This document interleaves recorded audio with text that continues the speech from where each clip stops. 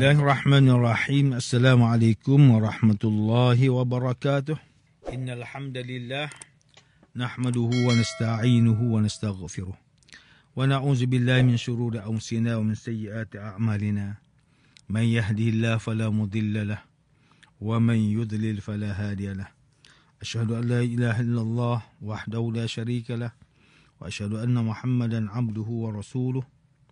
Allahumma salli wa sallim ala sayyidina Muhammad wa ala alihi wa ashabihi wa tabi'in wa man tabi'ahum bi ihsanin ila yaumiddin. A'udzu billahi minasyaitonir rajim. Ya ayyuhalladzina amanu taqullaha haqqa tuqatih wa la tamutunna illa wa antum muslimun. Amma ba'd. Yang berusaha Tuan Haji Ahmad Nazri Muhammad Yusof selaku penerbit rancangan tafsir Al-Quran dan seterusnya sidang pendengar yang dirahmati Allah.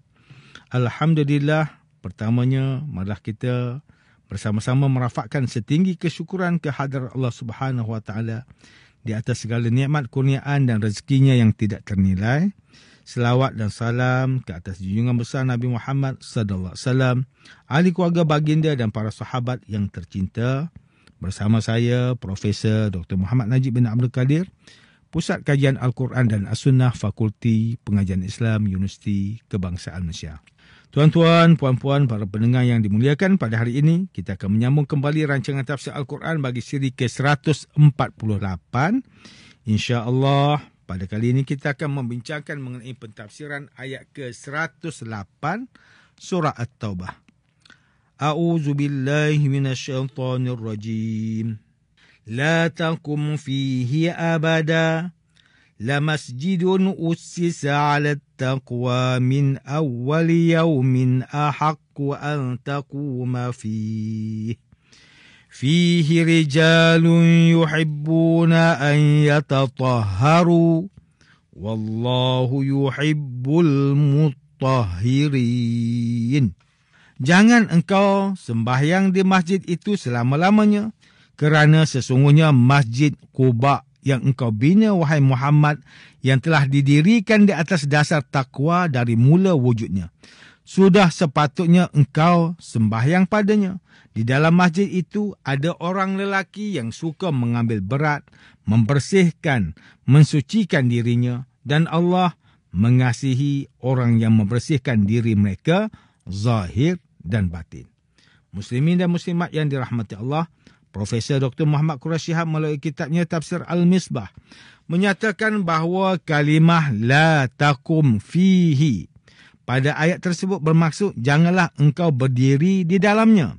Larangan ini dimaksudkan kepada orang munafik agar tidak menjadikan kehadiran Rasulullah sallallahu alaihi wasallam di tempat tersebut sebagai pembuktian dan mengatakan tempat tersebut suci dan diredai oleh Rasulullah sallallahu alaihi wasallam. Masjid yang didirikan oleh orang munafik ialah Masjid Dirar yang tidak jauh lokasinya dengan Masjid Quba. Namun Rasulullah sallallahu alaihi wasallam hanya mendirikan sembahyang di Masjid Quba dan bukan di Masjid Dirar. Manakala kalimah ahakku pada ayat tersebut bermaksud lebih patut atau salah satu di antaranya melebihi yang lain. Yang dimaksudkan melalui kalimah ini adalah sebagai bentuk ejekan terhadap orang munafik yang telah membangunkan sebuah masjid, namun Nabi Muhammad sallallahu alaihi wasallam lebih patut menunaikan sembahyang di Masjid Quba atau Masjid Nabawi kerana masjid-masjid tersebut dibangunkan atas dasar takwa dan keimanan kaum muslimin. Manakala masjid orang munafik dibangunkan atas dasar kedurhakaan kepada Allah dan Rasulnya.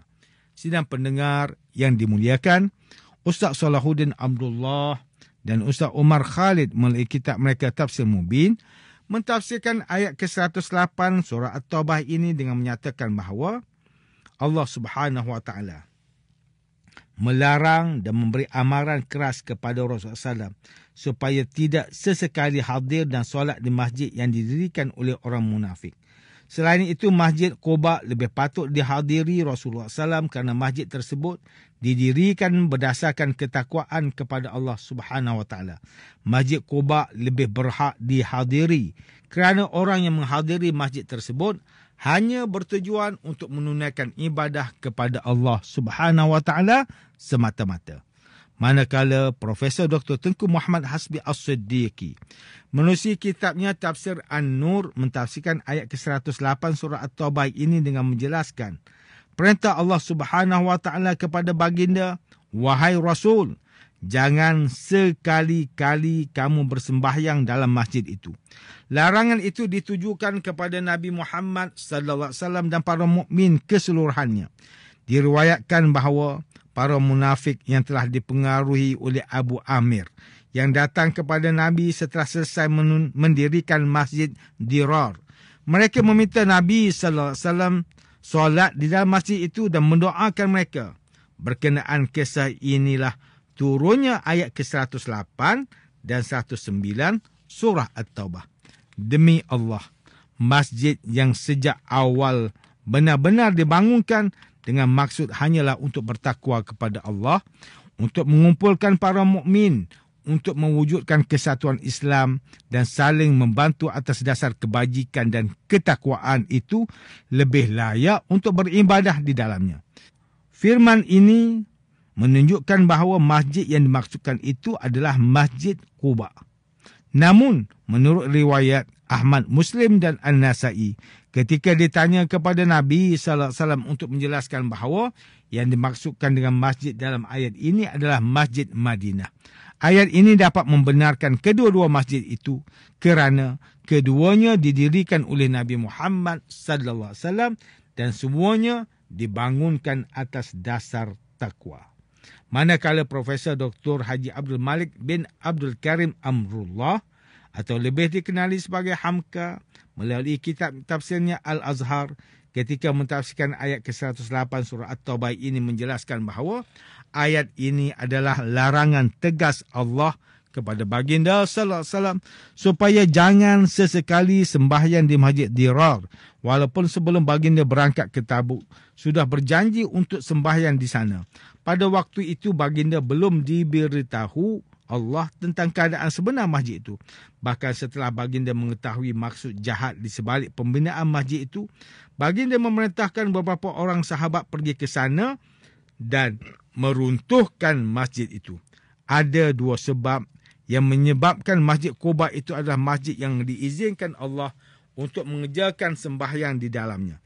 Pertama, kerana keadaan masjid itu sendiri yang dari mulanya didirikan atas dasar takwa kepada Allah Subhanahu Wa Taala, sedangkan Masjid Dirar itu didirikan untuk menandingi dan menghancurkan ketakwaan Masjid Quba. Kedua, sesiapa yang sembahyang di Masjid Quba ini adalah orang yang mencintai dan menginginkan kebersihan zahir dan batin. Orang yang mencintai kebersihan dan kesucian ini sangat disukai Allah dan mereka layak menjadi makmum Nabi sallallahu alaihi wasallam. Tuan-tuan dan puan-puan yang dirahmati Allah, demikianlah tafsir bagi ayat ke-108 surah At-Taubah menurut pentafsiran oleh para ulama.